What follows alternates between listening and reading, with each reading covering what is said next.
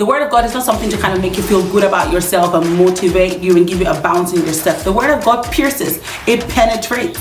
Piercing and penetration is not always comfortable, right? Even though I say don't refer to the physical realm, think about penetration. Think about something piercing you. It is not such a beautiful feeling. Just pinch me a bit more, penetrate me a bit more. No, it can be very uncomfortable and very painful, especially if it's an area that you don't want anybody to touch. You don't want anybody to get in. We cannot afford to think that we can make sense of this book with human knowledge. If you read the word of God and you don't feel nudged in your heart, you don't feel that you're being poked, that you're being penetrated, that something is being pierced, that something is being tugged at your heart, then there is probably a need to kind of go back and say, God, what's happening here, right? Because the word of God leads to transformation. The revelation of the word of God leads to transformation. And God was trying to teach me that if you're going to be more like me, and if you're going to say that you're my child and my bride and my priest and my daughter and all these things that I've said that you are to me, then we have to work on some of your virtues.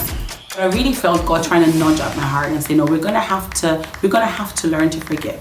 And I'm gonna have to teach you how to forgive, but you need to let me in. You need to let me penetrate and peer through and trust me that I have got you. If I believe that information leads to revelation, leads to transformation, he's gonna have to transform me.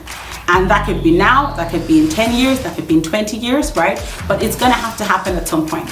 We cannot claim to be followers of Christ and not be transformed into the image of Christ. Okay? God he has to penetrate. He has to get in order for him to release who he is, for us to receive who he is, and to be transformed into his image.